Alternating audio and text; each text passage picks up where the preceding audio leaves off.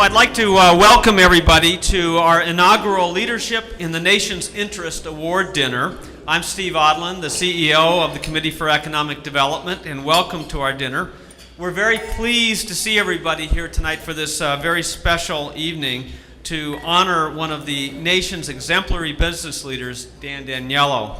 I want to thank our sponsors, whose names you see on the screen and in the program. It would not be possible tonight without you, so thank you very much. Business statesmanship is at the forefront of CED's work and the purpose and everything that we do. And tonight we are honoring Dan with our Leadership in the Nation's Interest Award. You know, business statesmen and women take an expansive view of their responsibilities, and they actively engage in and speak out for the common good, not only for their businesses or not only for their industries, but for what is in the nation's interest. And in so doing, our nation as a whole becomes stronger, and especially it creates a fabric between business and society. In fact, it was business statesmanship at 72 years ago that resulted in the founding of CED when President Roosevelt brought together some of the nation's who's who of CEOs, business leaders in the Second World War to begin to think about policy that could be implemented in order to strengthen our global economic standing. Dan Daniello is the quintessential business statesman and most deserving of this award for his contribution to sound public policies and leading his company with integrity and purpose, and finally his commitment to philanthropy. To introduce Dan tonight and present him with the award is Pat Gross. Pat is the co-chair of CED's Policy and Impact Committee. For over 3 decades, Pat was the principal executive officer of American Management Systems, which is a technology and consulting firm that he founded and built into a billion-dollar business. Since 2002, Pat has been chairman of the Lovell Group, a business and technology advisory and investment firm. Pat serves on numerous corporate boards and is trustee of the Aspen Institute, the Council of Excellence in Government, and former chairman of DC's World Affairs Council. With that, I'd like to invite to the stage Pat Gross.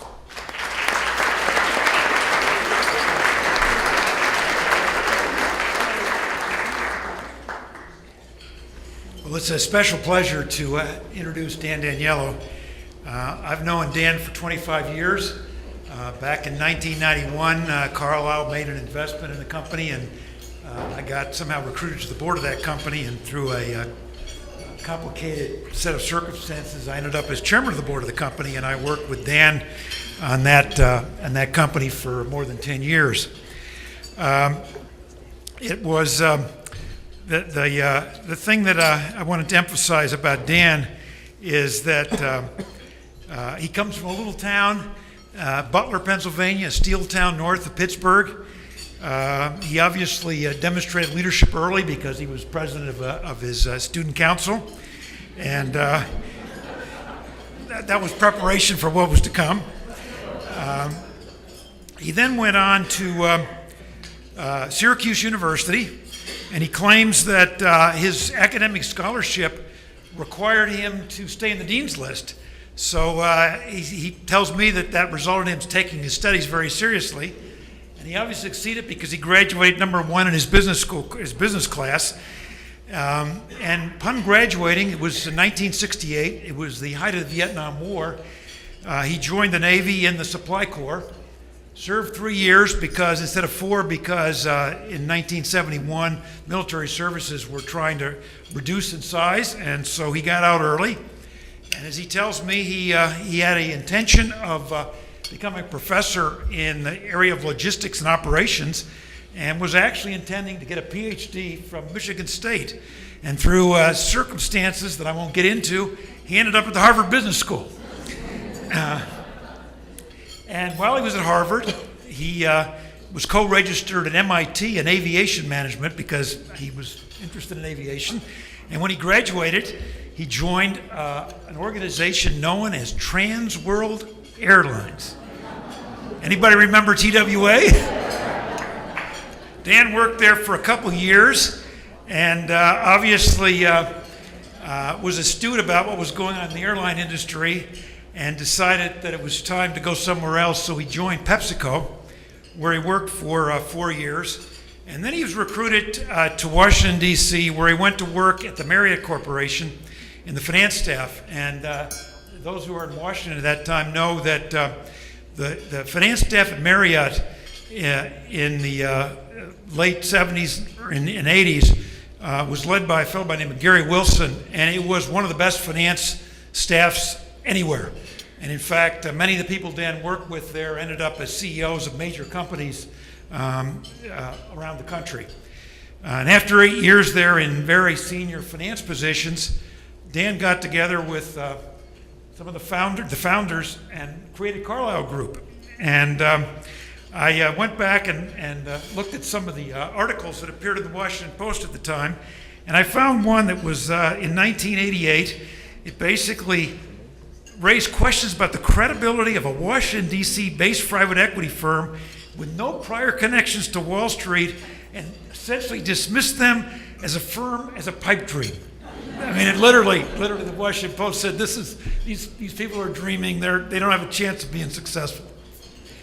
After dinner, Steve and Dan are going to have a brief conversation up here, and you'll learn a little bit more through that Q&A about Dan's time at Carlyle. He is, since the firm went public 2 years ago, he is now the executive chairman of the board, and still with his two other founders, runs the company.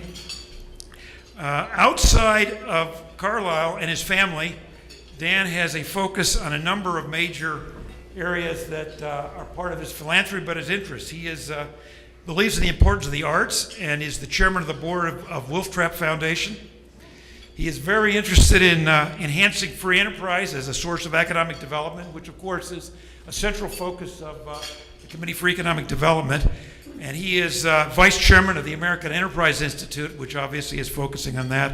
He also is passionate about education, mental health research, and faith-based initiatives.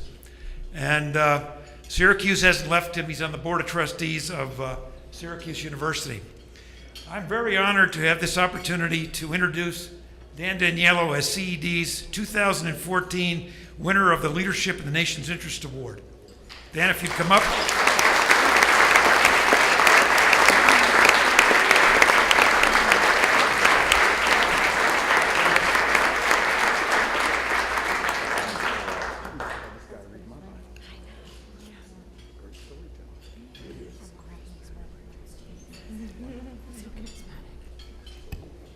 Good evening, ladies and gentlemen. Thank you, Pat, for that generous introduction.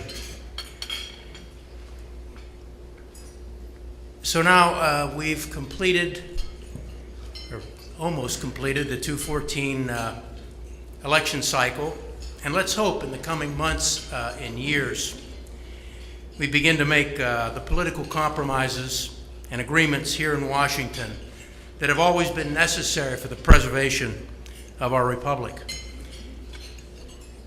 And in that regard, let's never lose sight of the central role that free enterprise has played in making this country the greatest, freest, most prosperous, and generous nation in the world. The Committee for Economic Development has always had a strong advocacy for free enterprise, for efficient and well-reasoned fiscal and regulatory policies, and for free market competition. I applaud your efforts over the last several decades in promoting public policies that enhance sustainable long-term economic growth. Like you, we in the private equity industry have a keen appreciation of decision-making focused on long-term goals.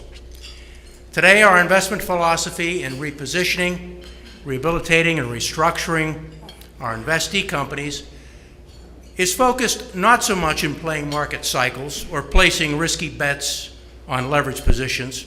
Rather, we attempt to add real economic value to companies by generating tangible operational improvements and enabling profitable avenues of future growth. In this regard, successful outcomes are most frequently made possible by a rigorous self-assessment in matching our applicable industry expertise and resources against the needs, opportunities, and risk profile of our investee companies. Furthermore, in a world with limited resources and a fragile environment, it's important to do more with less. In this context, we attempt to balance the means necessary to achieve continued growth and profitability and higher standards of living with the heightened awareness of related environmental and social goals, especially in the communities and in countries that we invest. In many respects, private equity is an industry in which America still leads the world, and it's truly been a privilege to see its development and maturation from the front lines over the past 3 decades. Over the years, Carlyle has grown to 1,700 employees with $203 billion of assets under management, 40 offices across 6 continents, all the while maintaining our most important shared asset, our unique and powerful corporate culture, one that stresses the unselfish sharing of one's expertise and resources across industries and geographies to ensure that our highest and best capabilities are deployed on each and every investment, no matter where it occurs in the globe. How have we done this? By being humble enough to know that we don't have all the answers, listening to our investors, putting the hard work in, and occasionally getting lucky, when hard work meets opportunity. But most importantly, holding our investors as our #1 priority, pursuing investments only when we believe that we have the world-class capabilities to bring to bear, and co-investing alongside our investors to maintain our economic alignment with them and to ensure self-discipline with our personal skin in the game. And of course, knowing that the road to hell is paved with good intentions, we continue to earn the confidence and loyalty of our investors by delivering more than we promise over the course of our history. Since our beginnings, we've tried to emulate the best aspects of the American free enterprise system by taking personal responsibility, upholding the highest standards of integrity and professionalism, delivering on our commitment to our investors and to society, and espousing the free enterprise philosophy both at home and abroad, exporting it proudly to every region of the world, across the globe where we invest, and across all our investment activities. The Carlyle Group's commitment to the values of sustainable capitalism is steadfast, and I'm honored to be a part of it. In addition to the contributions that we make every day in our work, business leaders have a responsibility to give back in their personal lives through the philanthropy dictated by our faith, ideals, and personal values. For me, that means giving back to the institutions and causes that have provided me the opportunity to attain a better life. These include the ideals of America's founders, the cultural and artistic inheritance of Western civilization, the framework of the free enterprise system that gave me the educational and economic roadmap to a better life, and of course, my faith.